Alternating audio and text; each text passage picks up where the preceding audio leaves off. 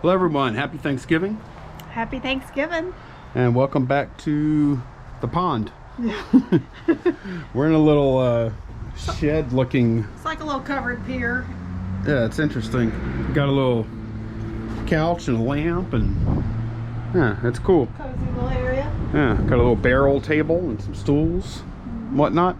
We are on, we're on a camping trip, as you could tell. We're in Texas. Yes. State of Texas. We're in Texas.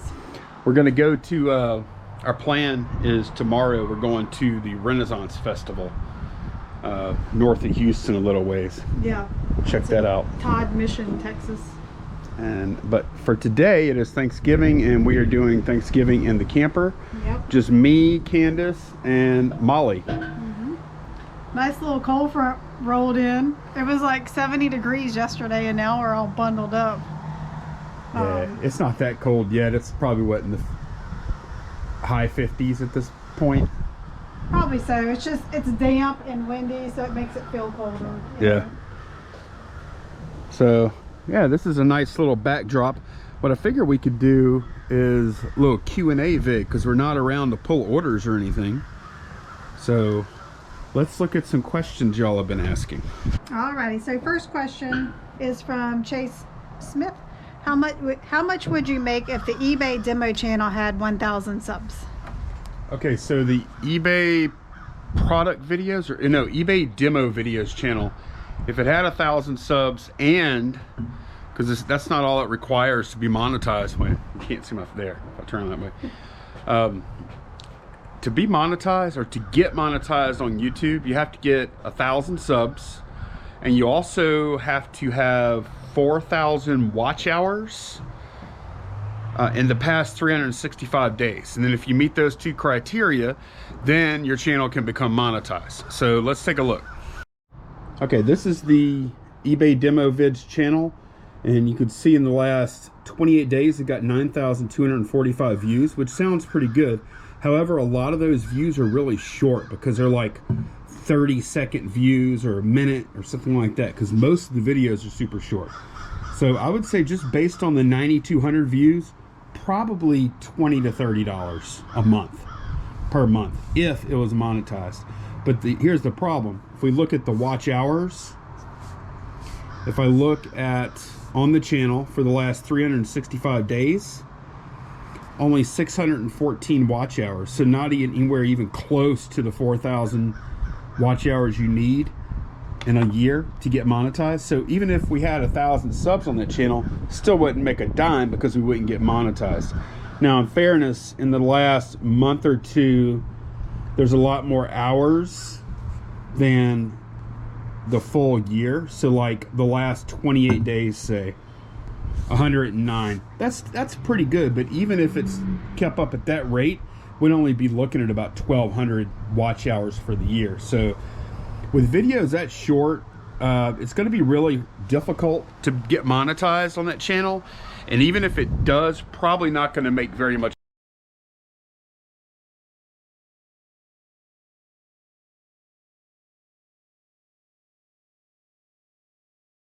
The next question is from a funky retro hat. So here is a crazy question that I don't know if it's really eBay related, but as far as your demo channel, again, is it possible that YouTube, with the new algorithm really pushing the shorts, trying to compete with TikTok, is it possible your videos made it into the YouTube shorts lineup? I'm just wondering, or people actually popping in to specifically watch these videos? What do you think? Because I don't know for sure. So we kind of happened upon that by accident. With my lack of knowledge, I did a demo video, and I'm kind of getting up there in years, so I'm not always technologically savvy. Oh my gosh. So anyway, I was shooting a demo video for a listing, and I did it vertically instead of horizontally.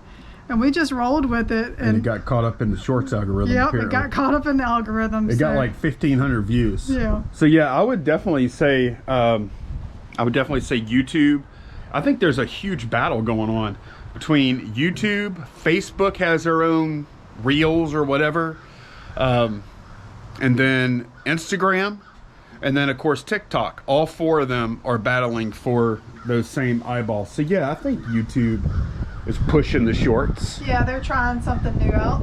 Yeah, the only question I have about the shorts, or not question, but one thing, like, I know that's not really a way to make money on shorts right now, other than like a branding play or trying to drive traffic to something else that you do that does make money, whether you're selling stuff or you have a YouTube channel that's monetized that you want to draw people to, or maybe a website where you sell them something or whatever.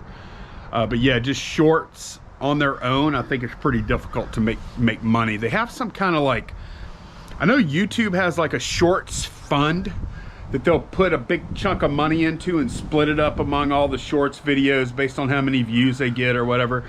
I don't really know that much about it. I don't think I've ever made a dime on a short. But yeah, I definitely think there's a lot of competition in that space. Yeah. For the short attention span videos. And it's from Teutonic C, maybe? There's 2 C's on the end. Could others be using your vids for their auctions? Just a thought. Wait, I did another one about that. Okay, I wasn't even paying attention. I don't understand the question, I guess. Well, what they're asking is, okay, you make a demo video. Oh, gotcha. And then somebody else sells, you did something for a transformer, right? Yeah. And it was talking or whatever. Yeah. Somebody else like, okay, I want to show people what this thing does, but I don't want to record the video. So I'll just link to your video to show what this toy does. And yeah, it's possible, right? Yeah, like, it is. And would it bother you? Wouldn't bother me. It wouldn't bother me. It might bother the buyer, thinking that they're seeing what they're buying and they're actually not. Yeah, but I mean, like in the case where if you provide like a bunch of good, pretty clear images, and then you say, hey, this is a demo of what it does. This is not the exact one you're going to get, but this is the one you're buying does the same thing. I would not have a problem with that at all. I don't have a problem with it as long as it drives traffic. As long as and they don't claim it as theirs, Well, they can't. It's just it's a link to your video. Yeah. Like the whenever we put videos into eBay listings, that's not actually the video in the listing. It's a link to the video in the listing. So yeah, I don't care how people watch my videos, as long as they watch them. That's the main point. Okay, next question is from Justin. Hi, Justin. Not RV8 Flips. Oh, okay. Is it RV8 Flips? It doesn't look like him in the picture. Okay. It's a cartoon picture, but I don't think okay, that's it's him. not him. Hey, Lonnie and Candace. Love your method of labeling shelves to keep track of products, but how do you remember where each item is listed? Thanks. Where each item is we only list on eBay. Yeah, no, but what they're saying is, okay, you have the shelf, you have shelf locations or labels on the shelves, and then when they're watching me pull the items, pulling orders, then I just say, okay, we're going to go to 6 Charlie and grab this. They're probably wondering, like, how do you know to go to 6 Charlie? Oh, okay. So on the listing itself, whenever you're creating the listing, there I'll put a thumbnail in of what Candace is describing. It's going to be right here. Like, yeah, I'll put it right here is where we'll put it. Okay, go ahead. And golly, I do it so much I can't even think of what it's custom SKU. Custom SKU field, yeah. It's a custom SKU field up towards the top under the title, and that's where we put our item location. Yep. Usually, every couple of days. We forget. Every couple of days. I had a Spidey the other day. They didn't have one, and it took me a couple of minutes. We go on a little scavenger hunt this year. But yeah, that's how we do it. This is cool. Some ducks came over here to join our Q&A. Hey guys. Well, one has kind of a trendy hairstyle there, huh? Little mohawk. You see that mohawk on that duck? That lead duck? The leader of the pack? Yeah, look at him. He's a rebel. Actually, now he's just a follower. He wasn't. Look, they all made a turn, and he was at the front, and then now he's at the back. That's funny. All right, guys. All right, next question is Andrea Edwards. Can you explain to me at timestamp 1127 what you mean that eBay doesn't keep listings up past 90 days? I'm fairly new to eBay and I have more listings up from May. And I have listings up from May. Does that mean no one can see them anymore? Okay, there's some, I think we probably didn't do a very good job of communicating exactly what we were talking about on that one. Why don't you try and tell them? I don't know. Oh, I'm assuming we're talking about solds. Yeah, but they're not. See, I think the person asking that question, they're thinking, okay, I listed these things more than 90 days ago. Okay, no. That's not what we're talking about. No, your active listings are still there. People can still see them. We were talking about when we go to do research or look at things we've sold, it's pretty much after 90 days been purged. Right, except for you can see some stuff if you go to the eBay research tab. Yep. Terapeak research. Terapeak, you can see from the research tab, you can see some information, not all. Like sometimes you can see photos, right? And sometimes you can't, right? It just depends on how old it is or something. And it'll give you like an average selling price, kind of like a range of things in that title range. Worth point, if you're starting out and you can swing how much is it a month? It's like 20 bucks a month. Yeah, it's pretty pricey. There are all I'm going to say about that is there are workarounds to make it a little cheaper, and I'm not going to say anything else. Okay, I'm just not. But okay, but it does come in handy, especially if you're starting out. It's a good research tool for finding how to for figuring out how to price your item. So, but yeah, your items that have been there more than 90 days, they're still good. Yeah, we're not talking about actives, we're talking about solds and researching solds. And shame on you, eBay, for not just keeping all that information up all the time. Because hard drive space is not that expensive. And I would actually pay eBay $5 a month to be able to see 10 years of sales data. And I wonder how many other people would too. Yeah. You know, like we could buy your hard drives for you, eBay, if that's the holdup, right? All right, next question is from What My Oh My. Lonnie, the reseller would take the Bible to sell, but would you, if someone knocked on your door and said, I need a Bible, have you got one? Would you give them a new or vintage one? I'd give a vintage one. You did great on the beauty hair department. Keep looking for lots. I'd take the Bible and give it away. Great video, thumbs up. Okay, so there was the Bible. Why don't you tell him about the Bible? What Bible is he talking about? This was just a few weeks ago at a garage sale. Lonnie found a Bible. He went up and was going to pay for it. There was something else we were buying too. It wasn't just the Bible. There was a video game, right? Something. It was a couple items, and they didn't charge for the Bible. They gave the Bible for free. And it was a Jimmy Swaggart Bible, brand new, in the shrink. But intention was to pay for it. Like he went up there asking them how much, so. Right, and then she just she flew through it. She goes, okay, this is $1, that's $2, Bible's free. That'll be X dollars, however much it was. I don't remember. And I'm like, and Candace was like, here's your money, and we left. And some people, or a lot of people were like, yeah, that's, they gave you the Bible, it's yours to do with as you please. And other people, which I expected, they were like, that was given to you, you shouldn't sell it. They didn't know what your intentions were, this and that. And yeah, I'm not going to rehash that. But the question, what was it? Oh, if somebody wanted a Bible. If somebody knocked on our door, would you give them a Bible? And if someone knocked on our door and asked for a Bible, I would tell them to move along. Honestly, if somebody knocks on our door and asks for anything at all, they're probably going to get the old heave-ho, be honest. I don't want people knocking on our door for anything. Yeah, that's kind of a strange question. Like, it seems like they would be at a church asking for or something. I don't want people coming to our house asking for Bibles. Yeah. So I would say I would not give them a Bible. I would not. If you showed up at my door, I would not give you a Bible.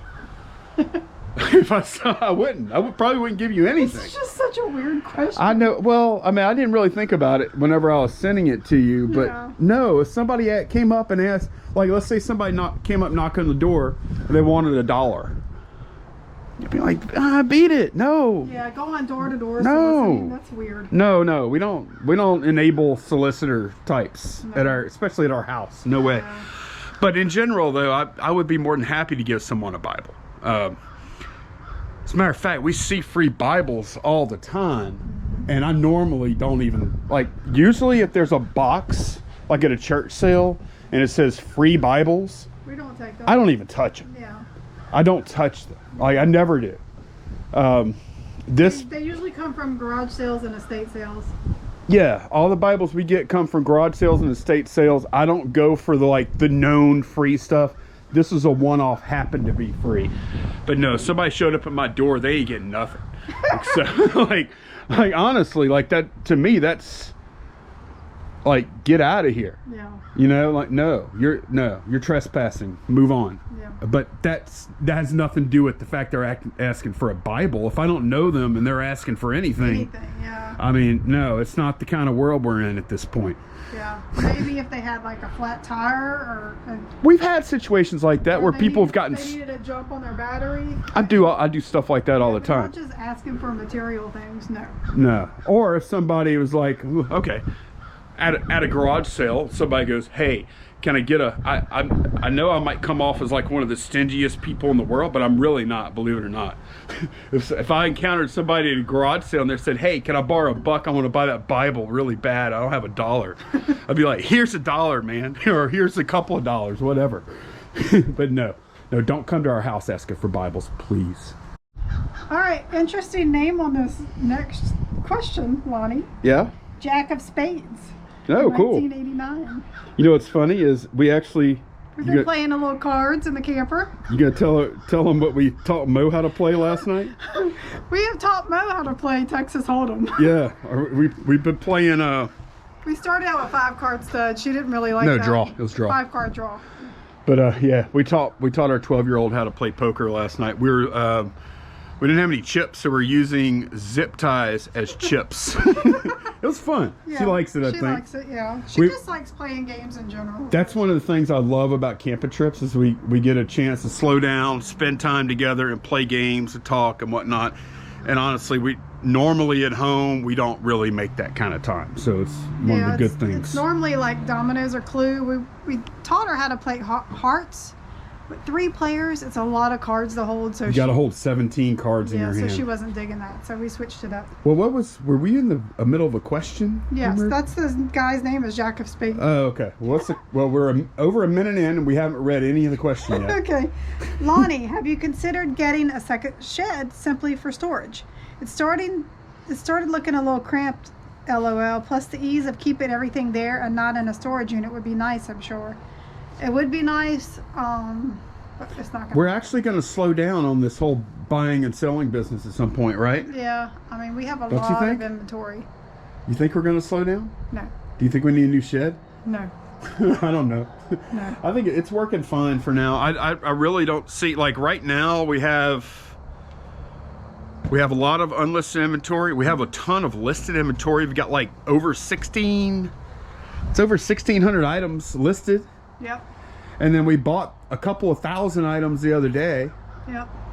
So, yeah, I don't know. I think we're just at a spot. When we think we're going to slow down, something big comes along. So. I don't know.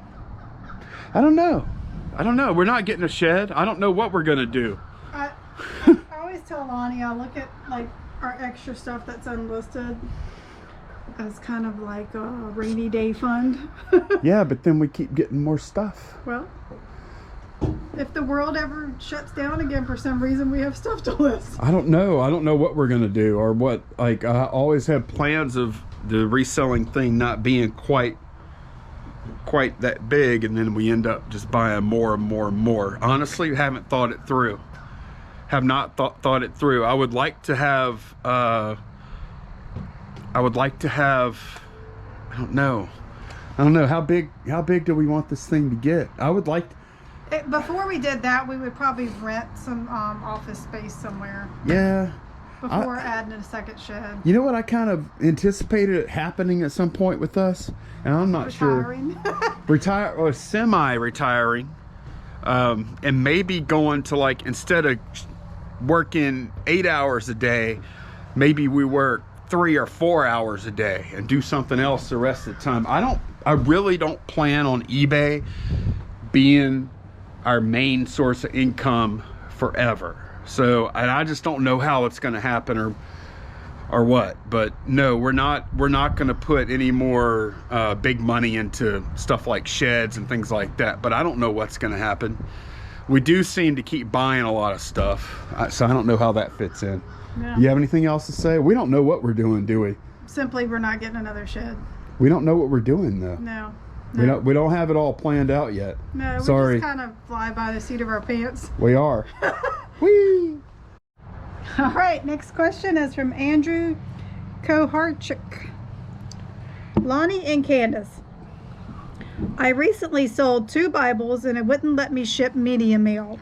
Is this accurate or did I make some sort of mistake? I've had a couple of instances in the past. Category? Yeah, it's something about the category. A few months back, I don't remember how long ago, it used to be you could ship any from any category media rate. It's up to you. Like it was on you whether you were using media mail correctly or not. But in the past few months, they changed something to where some categories just don't qualify for media mail, and it'll like gray out the media mail possibility. So like, let's say, and I don't know if this is the case, but let's say you listed that Bible underneath like religious artifacts category or something like that. It wasn't specifically a book type category. Well, maybe the stuff in that category, eBay says, okay, there's no media stuff in here, and now you can't do it. Well, I've had that happen too. Maybe I put in the wrong category. Maybe eBay screwed up. I don't know. But then when that happens, I simply go, okay, no problem. Go over to Pirate Ship, import it there, and print my media mail label there, and that automatically transmits that tracking back over to eBay, and we're good. But yeah, I think some categories you just can't ship media mail in. Okay, that is part 1 of this video, y'all. We are going to do part 2 tomorrow or the next day, something like that. Yep. But thanks a bunch for joining us in our little second shed. It feels a little homey out here, huh? Yeah, I like it. Man, if only we had like a nice one of those nice propane heaters. Yeah, we could going. hang out here This would be nice. Yeah. But it is nice. But yeah, happy Thanksgiving to everyone. Thanks a bunch for watching. We'll see y'all again very soon. Take care, guys. Bye.